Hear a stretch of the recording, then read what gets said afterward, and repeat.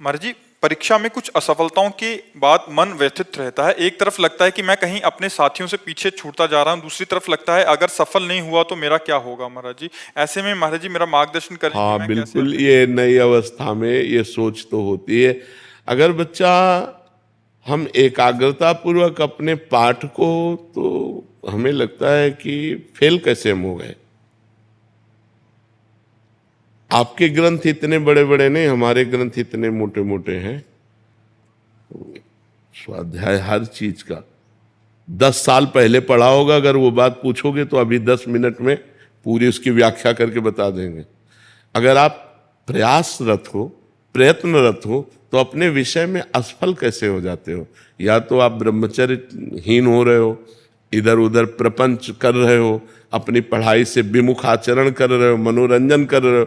नहीं तो बच्चा, अपने चैप्टर को हमें 1 साल दिया जाता है, 1 वर्ष दिया जाता है अपने चैप्टर को कंठस्थ करने के लिए, पुष्ट करने के लिए। कितनी पढ़ाई होगी। बिल्कुल, मतलब जिस विषय में लगो उस विषय में एकदम। तो हम कह रहे हैं तुम्हारा जो चैप्टर है हम उसे कंठस्थ कर सकते हैं। तो हम इतने कमजोर क्यों हैं कि हम फेल हो जाते हैं। अगर ये हो कि भाई टीचर कोई पक्षपात करता है तो बात अलग है, नहीं तो हम फेल क्यों हो जाते हैं। कहीं ना कहीं हम गलत हैं, हम अपनी गलती को सुधारें। और असफलता मिलना सफलता का एक प्रतीक है कि हमें और जोश आना चाहिए। आप जीवन में कभी असफल नहीं होंगे। रात दिन पढ़ाई करो, ब्रह्मचर्य से रहो, भगवान का नाम जप करो, माता पिता की आराधना करो। कौन सी उन्नति जो तुम्हारे चरणन चूम ले, कौन सी उन्नति जो चरणन चूम ले।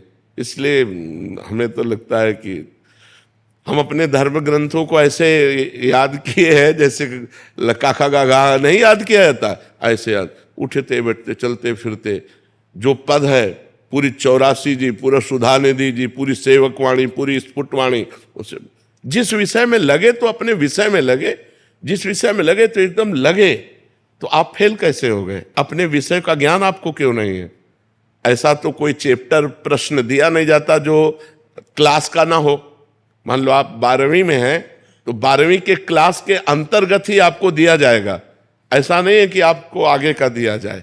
आप जितनी क्लास में पहुंचते जाएंगे योग्यता, उतना ही आपको प्रश्न दिया जाएगा। तो हमको अपने चैप्टर को घुस करके घुन की तरह लगना चाहिए। जैसे गेहूं में घुन लग जाता है ना, पूरा खोखला कर देता है, ऐसे में अपने चैप्टर में लग करके पूरे चैप्टर को अपने माइंड पे बैठा लेना चाहिए। हमारा माइंड बहुत विस्तार से है, अनंत जन्मों के संस्कार भरे हुए हैं, छोटी सी चिप में मन की अनंत जन्मों के। तो ये सब पूरा आपको भर लेना चाहिए।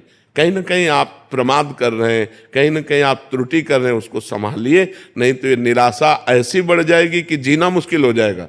बच्चे, अभी बच्चे हैं ना, अब जैसे देखा कि जैसे इन्होंने कहा हमारे दोस्त सफल हो रहे हैं, तो दोस्तों के सामने नीचा, घर परिवार में जाने पर कि यार हमने यार इतने रुपए लगाए और तुम फेल हो गए, यार ठीक नहीं है। अब वो अंदर से इतना घुट जाता है कि उसे एक रास्ता दिखाई देता है। ऐसे कोटा में बहुत से बच्चे जो करते हैं, उसका कारण है कि उनको एक रास्ता नजर आता है कि अब मित्रों में कैसे जाऊं और घर के परिवार वालों को कैसे मुंह दिखाऊं। हर जगह ये आता है कि फेल फेल फेल, तो इससे अच्छा है कि हम कर लेते। कोई रास्ता थोड़ी है।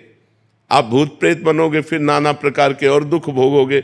हमें चाहिए कि हम अपनी गलतियों का सुधार करें। मोबाइल में रील देखने में समय बर्बाद ना करें, गेम देखने में बर्बाद ना करें, गर्लफ्रेंड बॉयफ्रेंड वाली झंझट में ना पड़े, इस प्रपंच में ना फंसे। अगर आप सही से चलो और ब्रह्मचर्य धारण करो तो ब्रह्मचर्य में इतनी सामर्थ्य है कि सब कुछ याद हो सकता है। बच्चा सब कुछ याद हो सकता है।